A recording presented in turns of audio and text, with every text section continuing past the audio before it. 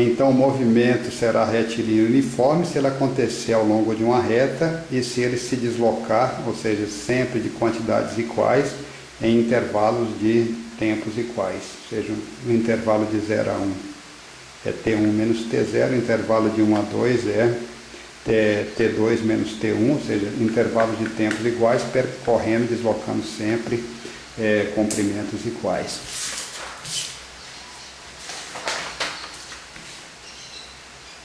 Bem, as equações horárias do movimento retilíneo uniforme no plano, então, será x de t igual a x0 mais vx t menos t0 e y de t igual a y0 mais vy t menos t0. Equação horária em x contém 1, 2, 3, 4, 5 incógnitas. A equação horária em y tem 1, 2, 3, 4, 5 incógnitas. Em cada uma delas tem-se então uma equação e 5 incógnitas. Se desejamos calcular qualquer incógnita dessa equação, precisamos de conhecer 4 valores das outras respectivas. A mesma coisa na equação horária de y. Se quero conhecer o valor de y de t, preciso de conhecer 1, 2, 3, 4 valores das outras variáveis.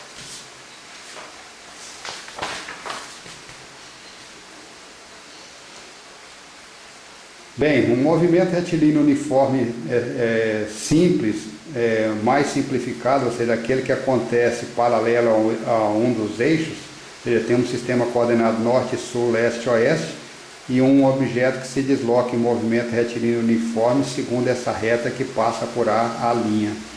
Então, no instante inicial, ele se encontrava nessa posição x1 e em outro instante ele se encontrava na posição x2. Ao passar de A para a linha, ele vai ter esse deslocamento, que é a diferença de x2 menos x1, que está apresentado aqui. A move-se para a linha durante os instantes T1 e T2. Então, x é o módulo do vetor de deslocamento de A.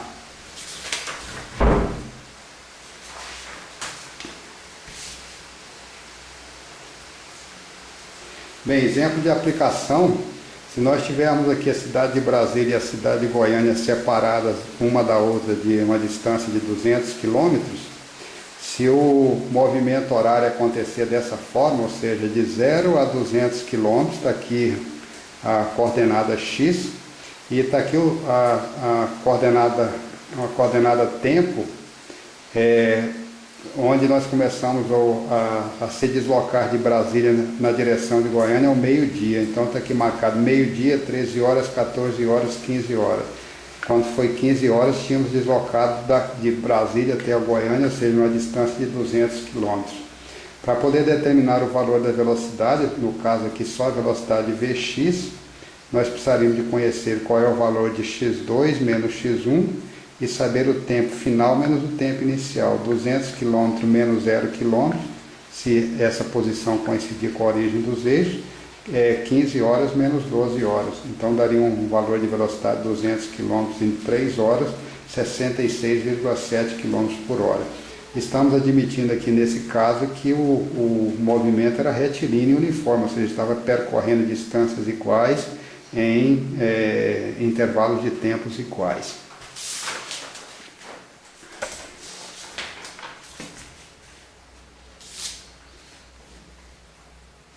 Bem, outro exemplo de movimento retilíneo uniforme, agora acontecendo aqui no plano, ou seja, eixo Y e eixo X, poderia ser aqui também norte, sul, leste, oeste, não tem problema. Então temos aqui agora um objeto que se encontra na posição x0 e y0 no instante inicial, ou seja, x0 10 km, y0 20 km. O corpo está se deslocando da posição inicial para a final, formando um ângulo de 45 graus, ou seja, 45 graus com o eixo leste-oeste. Então, seno de 45 igual a cosseno de 45, a raiz de 2 sobre 2. Ele começa no instante T0 às 8 da manhã e termina o seu deslocamento no instante T1 às 12 horas, ou seja, ao meio-dia. Então, a posição x1 vai ser a posição x0 mais esse pedaço, que é 200 km cosseno de 45, ou seja, x1 vai ser 10 km mais 200 raiz de 2 sobre 2. e a posição Y2 vai ser a posição Y1, que é essa, 20 km, mais esse pedaço que é 200 km multiplicado pelo seno de 45, ou seja, Y2 vai ser 20 km mais 200 km raiz de 2 sobre 2. Podemos calcular então Vx como x1 menos x0, t1 menos t0, que vai ser 200, raiz de 2 sobre 2 km dividido por 4 horas. Essa velocidade, nesse caso, já que o movimento acontece em 45 graus, Vx e Vy vai ser o mesmo valor, dando como resultado para qualquer uma dessas componentes de velocidade, 25 raiz de 2 km por hora.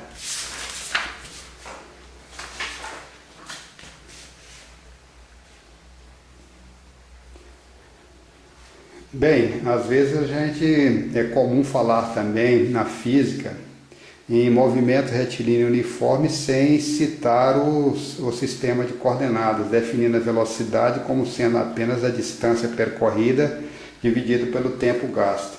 Nesse caso, nós temos uma equação com 3 incógnitas, a velocidade é uma, a distância é outra, o tempo é outra, e para poder calcular qualquer uma delas, precisamos sempre de ter duas outras. Ou seja, se quiser calcular a velocidade, tem que ter a distância percorrida e o tempo gasto. Se quisermos calcular a distância, tem que ter a velocidade com que estamos deslocando e qual é o tempo gasto. Se quiser calcular o tempo, precisa de ter a distância percorrida e em que velocidade esse movimento está acontecendo. Sempre assumindo nesse tipo, que é um valor nesse tipo de análise, que o módulo do vetor velocidade é uma constante. Ou seja, a cadência do movimento, a toada do movimento é constante. Então, para ilustrar esse tipo de problema, temos aqui uma cidade que nós chamamos de cidade de Tupi, a cidade de Rio Verde, a cidade de Solimões, Araras, Ibituba e Chavantina. Tupi, a distância que separa Tupi de Rio Verde são 50 km, e o deslocamento para se deslocar de Tupi a Rio Verde gastou-se 10 minutos. Então, com isso aqui pode-se calcular a velocidade média. Bem, no caso de Rio Verde até Solimões, a gente sabe que a distância que separa uma cidade da outra é 40 km e que a velocidade média nesse trecho de B a C foi de 80 km por hora. Então, a gente pode calcular qual foi o tempo gasto.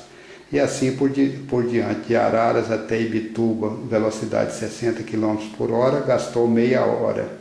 Então é possível calcular qual é a distância que vai de Araras até Ibituba e assim por diante.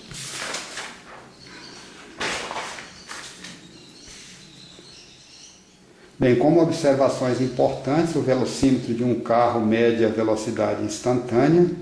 A distância percorrida dividido pelo tempo gasto fornece um valor de velocidade média, já que, por exemplo, o carro pode inclusive ter ficado parado durante alguns instantes do trajeto. Então, sempre que a gente pega a distância percorrida e divide pelo tempo gasto, a gente não sabe se o carro durante alguns intervalos de tempo ficou parado ou não. Então, esse tipo de definição é importante que vocês saibam com que grandeza física nós estamos operando.